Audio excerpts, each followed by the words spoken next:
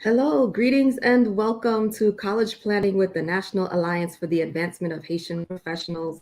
I'm Dr. Ketsia Sadler, your moderator for this webinar series, and I'm excited to be back with you all in 2023 to bring you some more informational webinars to help students make their college application process a little bit easier, to help you think about careers that you may want to venture into, and of course, talking about everything related to that process. So we're very excited to have you. Tonight, our topic is on the appeal letter. But before I start, we want to first thank the National Alliance for the Advancement of Haitian Professionals, who is our major sponsor, partner. And in addition, we have Parent Matters, Golden V, and of course, College Cafe. So we're real excited that we're here this evening with you all. And tonight we have a topic that is very important to all the high school seniors right now. First of all, congratulations to all of you who have gotten your acceptances, whether you applied to one school and was accepted, or whether you applied to 30 schools and got accepted to all of them and are trying to figure out where to go. We applaud you because it's been really difficult these last 3 years dealing with COVID, the application process, the whole high school experience has changed because you were at home trying to study, trying to do applications, virtual tours, virtual interviews, test optional, not schools that wanted test scores. So we know that it has been a challenge, but you made it.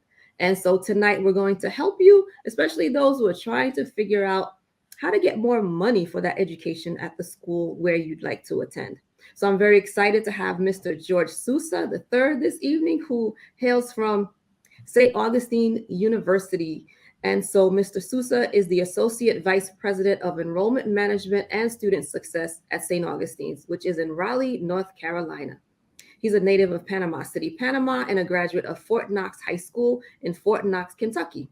Following graduation, he immediately enrolled at Kentucky State University, where he completed a Bachelor of Arts degree in Business Administration and a Master of Arts in Public Administration and International Development. He's currently pursuing his doctoral degree in developmental education at Grambling State University, Louisiana.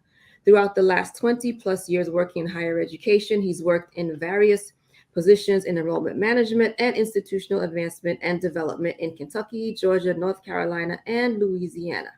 So I don't want to say a whole lot more about you, Mr. Sousa. I think we're going to talk about it as we go through the process. So my first question, which is not part of the questions we initially discussed, but how do you come from Panama and end up in Kentucky for college? Let's start with that first. Well, good evening to everyone, and thank you for this opportunity to be with you tonight. And thank you to the NAAHP for this platform. Well, to be honest with you, like many migrants, the opportunity for advancement. Father is from Panama, mother's from Panama. Father made a decision to get into the United States military. So that, you can imagine, was a process for him to get citizenship and join the U.S. military.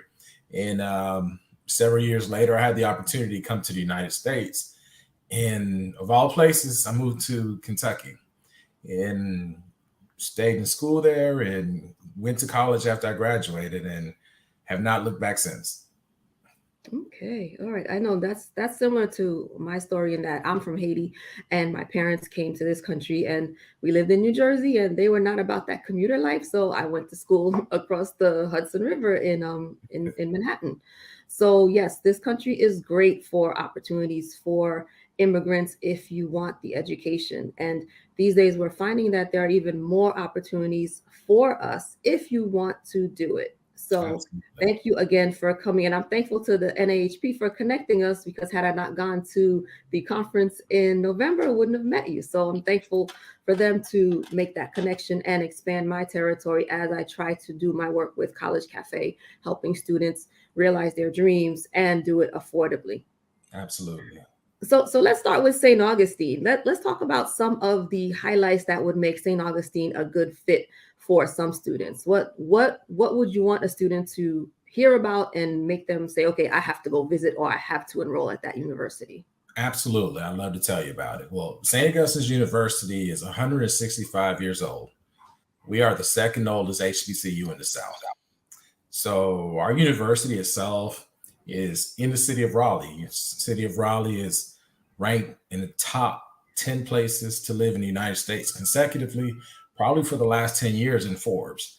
And this is considered the Research Triangle Park. So we're the equivalent of Simi Valley on the West Coast, right here on the East Coast. So in the Research Triangle Park, you have a lot of pharmaceutical companies, nanotechnology companies, a lot of universities. So it's a trending city. It is continuously growing, and a great opportunity for young graduates, young families starting off. So we're centered in a great place. As you know, the state of North Carolina has the most HBCU in the United States outside of the state of Alabama. So we're positioned in a place where education is a great opportunity for those seeking that opportunity. At St. Augustine's University, small student-teacher ratio. So on average, classroom size is 12-1. So on average, you're not in a classroom size with more than 25 students and not less than 12 students. So there's a lot of one-on-one attention from professor to student, to where they know our students' learning styles. They know how to best encourage them. They know when they're weak and have deficiencies in certain areas. But when we look at our academic programs, our programs of excellence are in math and science in our STEM field. We do exceptionally well with students who have strong backgrounds in mathematics and sciences, giving them opportunities as early as their freshman year to begin internships. Our School of Business is nationally accredited with all 8 programs within it, where students can feel confident in knowing that once they graduate from our university, not only is their degree recognized, but that degree has been vetted by the National Association of Business and Colleges. So we have a lot of great things here, but I'll just tell you some really fun facts about the university. We're affiliated with the Episcopal Church. There's only 3 HBCU in the United States that are affiliated with the Episcopal Church. And by that, we know that students who come from that faith, they receive scholarship money to come to our university as well. So they're eligible for that. We're the first HBCU to have an all-Black cycling team, second HBCU to have an all-women's row crew, and we have a national championship track and field team with over 39 national championships in track and field, which is amongst the most winningest program in the United States. So all of this at a little school in Raleigh, North Carolina. And we're around now for 167 years. And here in the city of Raleigh, there's another school that is a little older than us, which is the first and oldest HBCU in the South, which is our rival competitor school, Shaw University. So right here in the city of Raleigh, you have 2 HBCUs that are private schools. And the reason I mentioned them is that similar in size, gives students a great opportunity.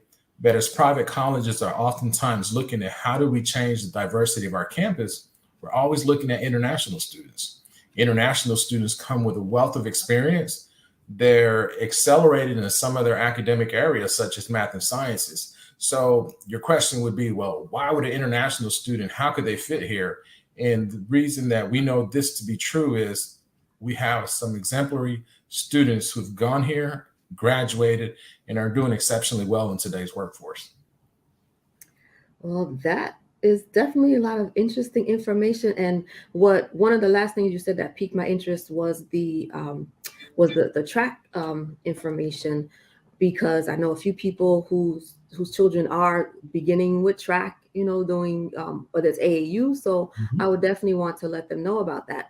But at the beginning, you talked about the STEM degrees. And one thing I've realized lately is that the HBCUs are about 27% from what I read of African Americans who get STEM degrees are coming from HBCUs. So for the students listening who are thinking about careers in those areas, St. Augustine would be a good place to look at. So yes, definitely. Absolutely. So yes, great opportunities. And I would tell you what helps us a great deal is that we take students, we have a saying that we don't make admissions decisions. We don't make bad admissions decisions. They're intentional. We take students where they're at and we develop them. It is our job as HBCUs to be institutions that nurture our students, that we pour into them, and that we help them develop to become better citizens and productive. So we know when they leave this institution, they're just as competitive as any other student going into the workforce. And at times, some of the difficulties that they may have had in their life when they come to college, they're able to receive assistance, they're able to build networks, and we're able to influence them to want to achieve more. Okay, and I think that's very important, all that you just said, because students want to know that they fit in, they want to know that they have support, and that's important because if you go and don't have it or don't know how to reach out for it, then you're not going to make it through your education, your Correct. 4 years. So thank you for sharing that. So let's switch gears and start talking about the college application process. So now we've sent out acceptances and we've got some students who are placed on wait lists. What options do students have if they got waitlisted at their choice school? Is there anything they can do to come off the wait list? Yes, absolutely. And for our students listening, the wait list is not oftentimes a bad thing. It does give students the opportunity to possibly look at other schools with a little more intent. We oftentimes know that students have that one school that they really want to go to, and they put all their eggs in that one basket. And guess what? There's another 100,000 seniors out there who are also doing the same thing. So the best way to look at it is like a funnel. It starts heavy at the top and narrows down. And in this particular case, if a student wants to look at how they can either impress or get a better response, the one thing that typically does help is that student, the follow-up. If you're placed on a wait list, that does not mean that you should stop all communications with that university. Universities want to see the character in those students. So a simple email following up with them, letting them know that I understand I've been waitlisted. However, I'm still seriously interested. Please find my most recent high school transcript that will show my grades at the end of my first semester of my senior year. I think that's one thing that's critically important. Oftentimes, we know that students, their senior year, August, September, October, they're shopping around that high school transcript. They're going to college fairs, they're giving it to recruiters, they're mailing it in, they're being admitted with just the grades they earn all the way through their junior year. So they're turning in that high school transcript with just 6 semesters of grades. But at the end of their first semester of their senior year, which is your 7th semester, students can resubmit that transcript in to be reviewed again. However, keep in mind that you, along with 100,000 plus seniors, are doing the exact same thing. Mm-hmm. So what makes you a more attractive candidate? Well, not only should you submit your documents electronically, but still writing a letter goes a long way. And I'm not talking about typing an email. I'm talking about mailing a letter handwritten. I know students no longer do cursive handwriting, but it's impressive to receive a letter in the mail with a stamp from a student who's been admitted to your university that has taken the time out to pen a letter and send it to the Office of Admissions, letting us know their serious interest. That makes you stand out right away, because if you're taking time out to write a letter to express your serious interest in coming to my university, despite being notified that you've been placed on the wait list, I, as a senior administrator, I'm going to take time out to review your record because you did that. It's not a guarantee, but your application looks a little more interesting because you've taken time out to do this. Another thing also is exams. If you've taken the ACT or SAT, retake. I oftentimes hear people say, oh, it's not a good idea to retake the ACT or SAT more than once. And depending on the institutions, they may not necessarily follow that process. Smaller institutions were always looking to award scholarships. When that scholarship pot is empty, there's no longer any scholarship awards that we can offer.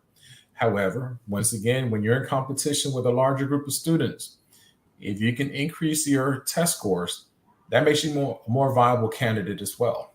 So more selective schools have a cutoff deadline. This is when it's due. There is no way around that. That's black and white. Other institutions may extend deadlines. However, that's not something that's typically advertised. You may see it online, but you're not going to get a call from someone and say, hey, we extended it. But persistence goes a long way. They might think that they are infringing or bugging someone, but I think it would be a favorable decision upon someone to continue to reach out. If this is where you really want to go to school, to let them know that, hey, I increased my GPA, I increased my test scores. Now, another thing that sometimes, depending on the institution, more selective institutions do it, is character reference letters. Believe it or not, the best way to find out a particular candidate is looking at those letters of recommendation. Don't wait till the last minute to go get a letter of recommendation. Going into your senior year, everybody's doing the same thing. Everybody wants a letter of recommendation. I would encourage students as early as their junior year, start talking to your professors, members in your community, because everyone's going to go to their college counselor for a letter. I would say one of the people or individuals that you should avoid, in my opinion, would be athletics, because an athletic coach can only speak about your character in reference to athletics and how you perform. Unless that athletic director is your biology teacher who can speak to your ability in the classroom, athletic coaches oftentimes are able to give a character reference of someone's determination, someone's enthusiasm, but they don't speak necessarily to their ability in the classroom and speak about the academic ability. So that's a good way to kind of start beginning your college processes. Who's going to write a letter of recommendation for you? And oftentimes we forget about churches. If we attend church, they are going to give the most honest letter about a student's character. And those things help. And what you want to do oftentimes, which is very impressive, is put a portfolio together. Mail that in. We send everything in electronically. Some schools are willing to accept electronic. Some schools still accept paper. So if you're able to put together a portfolio, send your portfolio in with all these things. And it looks impressive as a candidate who is a high school student who's sending in a portfolio to get admitted as a college freshman. Awesome. Thank you. I think you gave some definite gems and information for these students, because I know it gets very stressful when you get waitlisted at one of your choice schools and now the decision is, okay, what do I do? How do I get in? So I hope our students are taking notes on what they need to do in order to make themselves a more attractive candidate to be accepted off of the wait list. So now let's move to the students who've gotten accepted. They got into their dream school or one or two. And let's talk about the financial aid award package. Let's first talk about the basic parts of the package before we talk about appealing it. Okay, no problem. So, and I'll speak of this from both aspects, as an international student and as a domestic student, because they as you know, they vary very differently. So an American or a domestic student who's been admitted to the university, I strongly encourage every student and parent, regardless if you make more money than, and you know you're not going to receive any financial aid, believe it or not, there's still grant aid that is available to these students. So oftentimes we hear that from parents, well, I'm not going to receive any funding, but the institutions have institutional funding that student may be eligible for. So a lot of money gets left on the table because parents refuse to fill out the FAFSA. I'm not going to get any money. I'm not taking out any loans, but it does help us be able to assess our student body when we're able to see that, okay, we have some parents who are capable, who can afford to pay. However, there might be something institutional wise that we can offer them, as opposed of them having to take out a Parent Plus loan or the student having to take out a sub loan or a unsub loan. So that, I'll tell you, that's very true because we deal with it quite a bit. But in that financial aid process, once they've been admitted to the university, they submit their FAFSA, we're able to review and see how much money these students are eligible for, whether it's federal work study from the federal program, or institutions have their own institutional funds that they can offer students for work study. And that's why I say that sometimes parents will say they make more and they're not going to be eligible for anything, but yet students may be eligible for institutional work study because after we award all our students, we sometimes still have funds available. And rather than going to the next fiscal year carrying that fund, those funds, we would like to award them. And this varies by institution. So what may be applicable at my institution may not be the same case at another. Now, based off that, we also know those students, based on their academic eligibility, what type of scholarships they can receive. So we're able to contact our admissions department, get test scores and GPAs for these students, and make scholarship offers to them. If students receive scholarship offers to an institution and they accept that scholarship, and later on that choice school contacts them and says, hey, you've been admitted, however, you're not eligible for a scholarship, that's a tough decision, because it's now, do I go to the school I really wanted to go to with no scholarship money, or do I go to another institution that wasn't my first choice but offered me a scholarship? And believe it or not, we hear it quite a bit and see it. Students will leave the money on the table and go to their top choice school. Some can afford to do it. We understand that. However, we also know that if you commit to a scholarship at an institution, you're not binded by that contract. It's not like athletics where you need a letter from us to say we're going to release you. There's a commitment that you made that you wanted to go to school, you accepted a scholarship, and the only thing that you may lose out on may be your enrollment fee, saying that you had an intent to come. And sometimes that could vary depending on the institution. But if you accept a scholarship at a university and decide not to go, it's not a binding contract that's going to keep you from going. Now, on the other side, for our international students, scholarship funding or scholarship assistance or assistance financial is limited at times. Therefore, we oftentimes see scholarship applicants who are international, who are your top tier students. And those students are actively applying to institutions. They're looking for full ride scholarships, and they're doing this as early as August, September, October to be able to get their names in the hat first. They're submitting these test scores. And believe it or not, we see our international students taking ACT and SAT exams as early as their sophomore year, because by their junior year, they're applying to universities to get an early decision. And that early decision puts them at the top of the radar of those directors of admissions saying, hey, we have a candidate who is top-notch, international. What type of monies do we have available? So we see that quite a bit with our international student population, which fares well because we're able to offer those scholarship dollars to both international students and domestic students. As a private institution, our cost in-state and out-of-state internationally is the same. So it's one rate for all our students. So being able to receive a full ride scholarship makes a huge difference.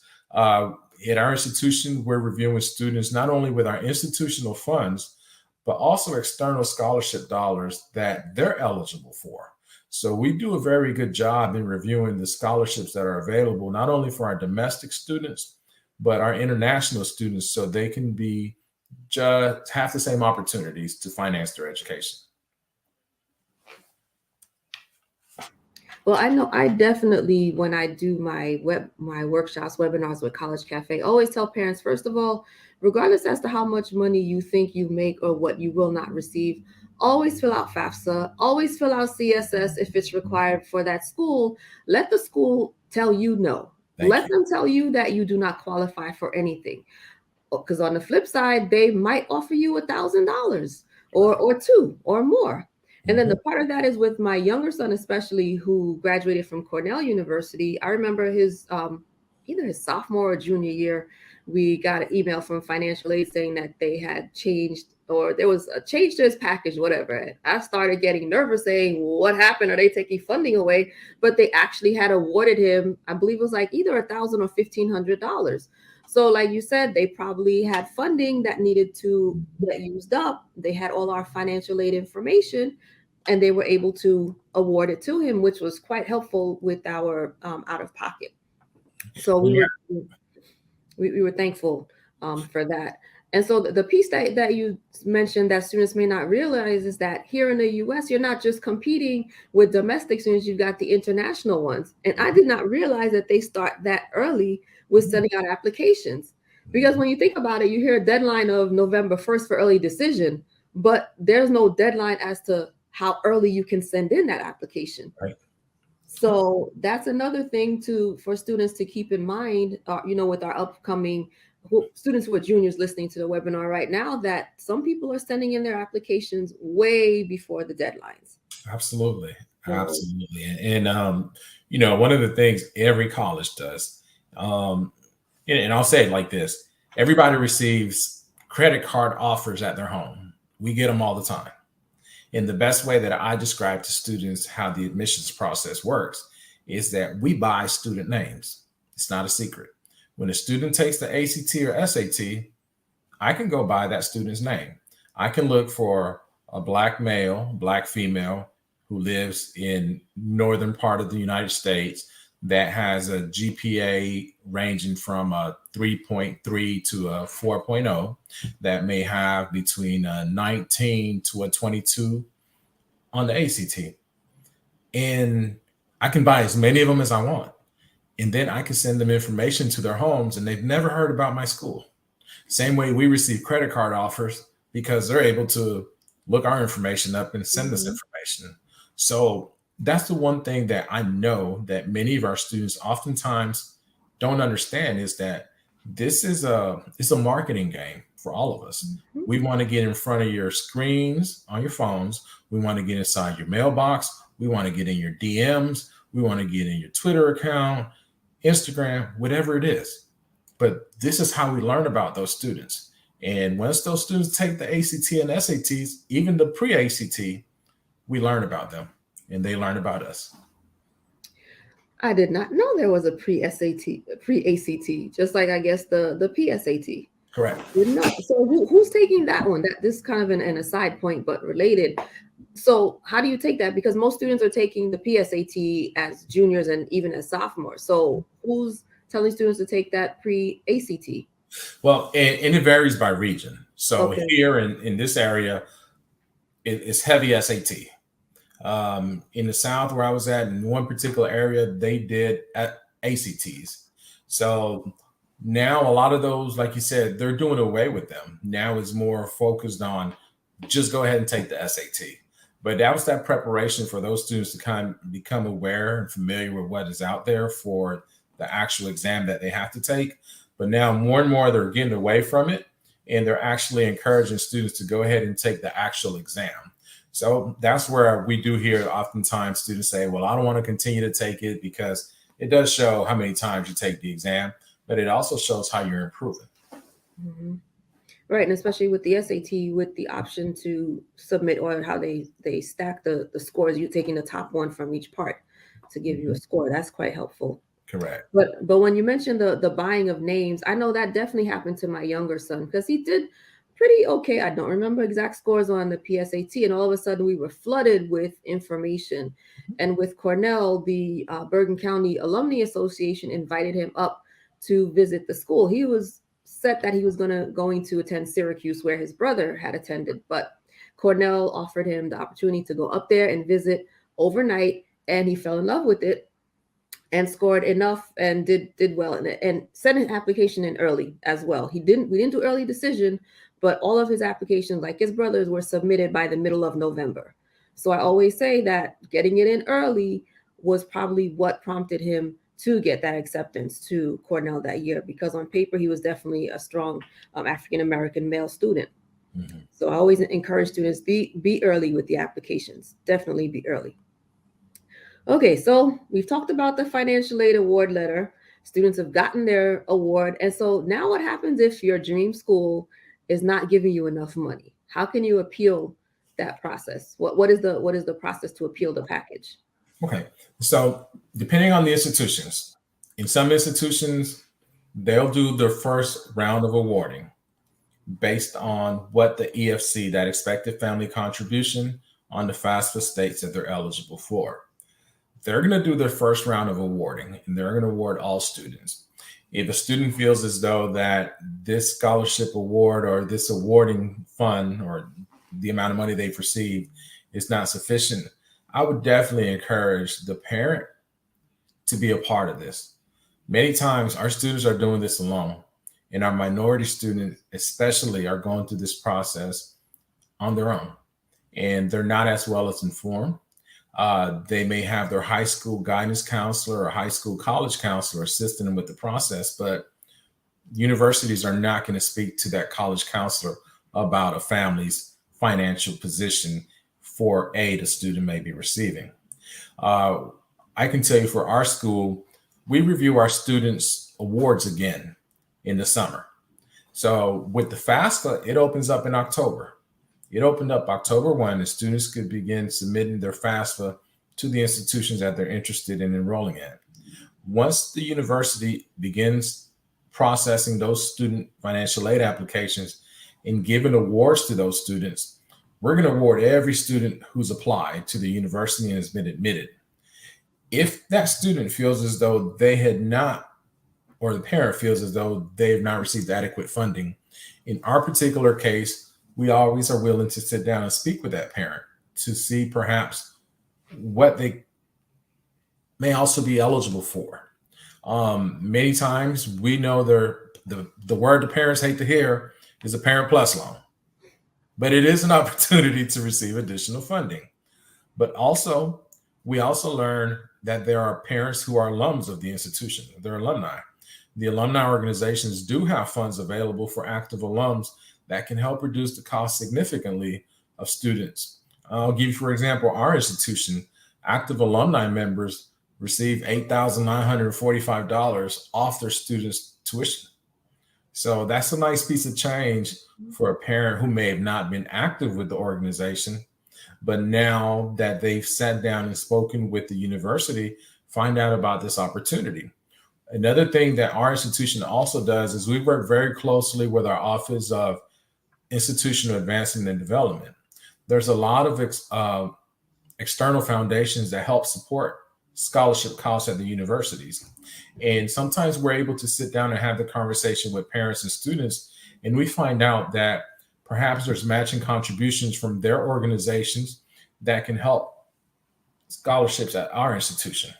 So I think, if it's not the answer, if it's not the amount of funding that they're looking or would like to receive, sometimes give them a call or stopping in and meeting with that financial aid counselor representative can be a better opportunity to find out what other additional options are available. I know as a parent myself of a son in college, I'm always trying to find out how can I find some money. College is not cheap, but I did find that the opportunity to speak with a financial aid counselor gave me a better insight as to additional funding that sometimes is not advertised.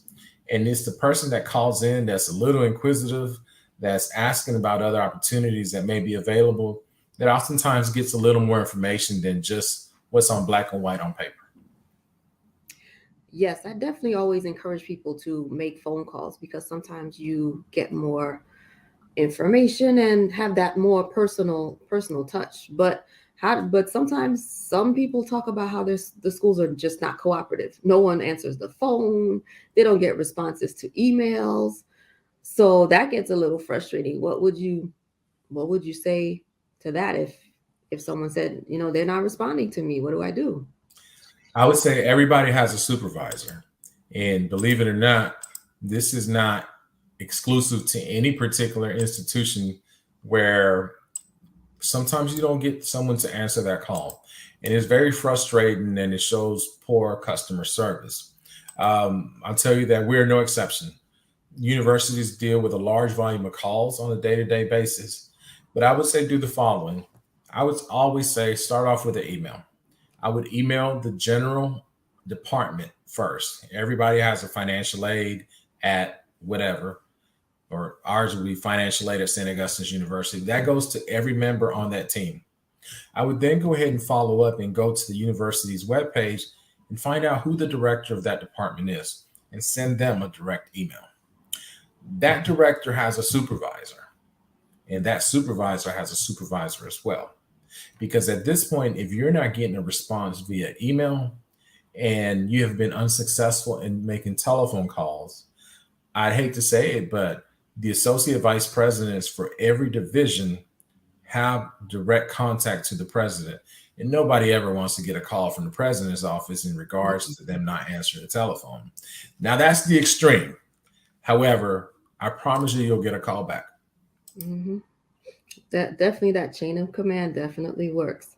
So what about No, I'm in the sorry. Go ahead. situation of appealing? So your number two choice school gives you a better package than your number one school. How would you suggest they handle that situation? To be honest with you, in this particular situation, a letter. That is very important. You have to acknowledge that you're grateful for receiving that scholarship. However, at this time, you have made another decision that you feel is a better fit for you. And it is only fair because here's what happens: universities allocate scholarship dollars to so many other students. We were just speaking about, well, what if you don't get a favorable decision on your package?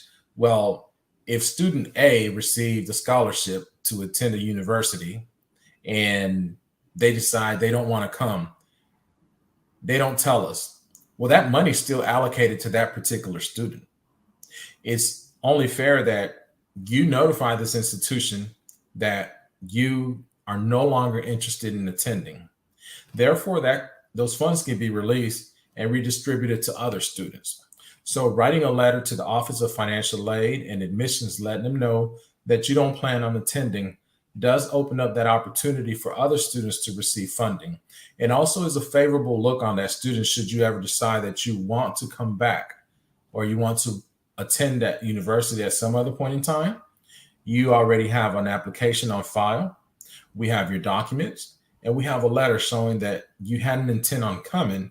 However, an opportunity became available for you. Okay, that is definitely good information, because I know that that happens a lot. You know, people will get their better package from number two school and they want to go to another institution. So I know that that question comes up a lot. So I wanted to make sure that we covered it. So what happens in the case of you sent in the appeal letter, but it's not successful? The school is not giving you they haven't increased your package. What advice do we have for students in that situation? Well, now it's time to come on campus. I think that's going to be the next option. I mean, you've emailed and you've called and you haven't been successful. Now it's time to take a trip. At this point in time, the student has already made that decision that they want to come. They perhaps have already toured the campus. They have spoken to someone there. Now their heart is set on going here, but they're not getting a favorable response. Going on campus and bringing your documents with you oftentimes gives you a better response because now you're in person. You cannot avoid answering the phone. You cannot avoid answering my email. And you have to treat me while I'm there in front of you and give me a favorable response. You may get the same information, but just like I said earlier, scholarship dollars do become available after sometimes graduations. I know it varies by state. In North Carolina, our students are graduating in June. Up north, they may graduate in May, but they may be holding on to scholarship dollars that have been awarded to them.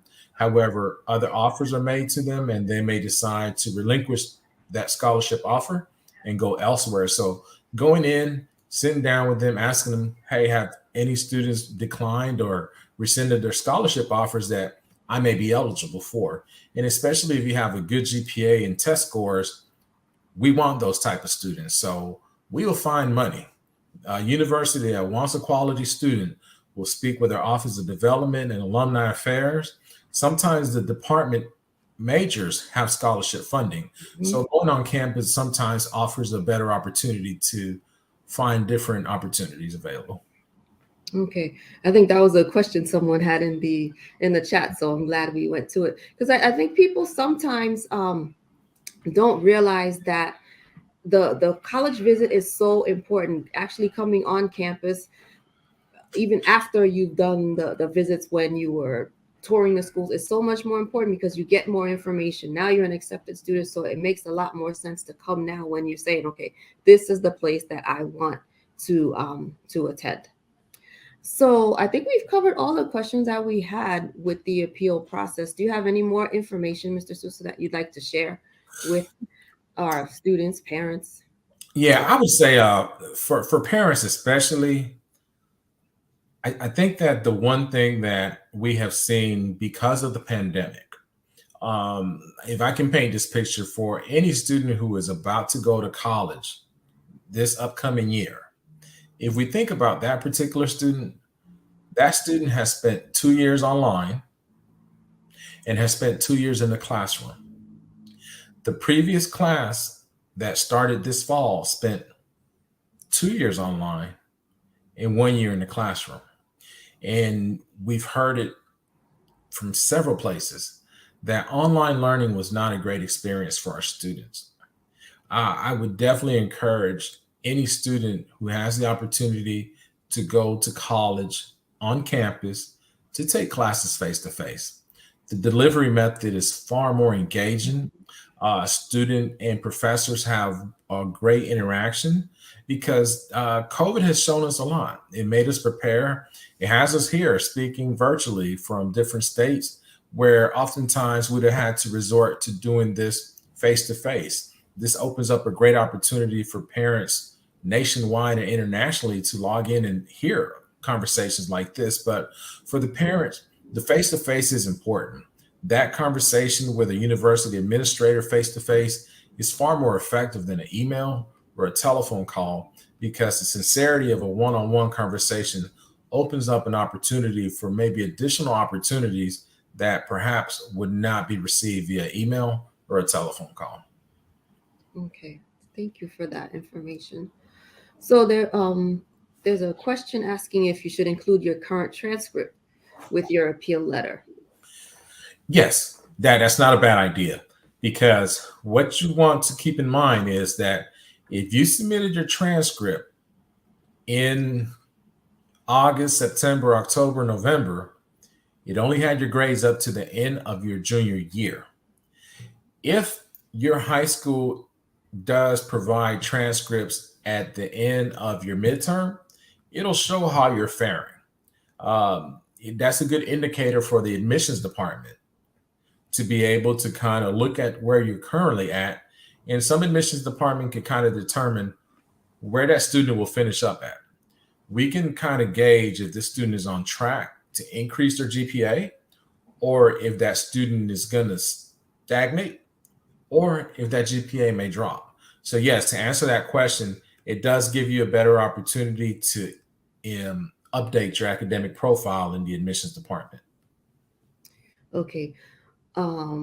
So, but what if the student, let's say they decided to take 1 or 2 AP courses, but the grades aren't looking as good as they'd like them to be? Would that work against them?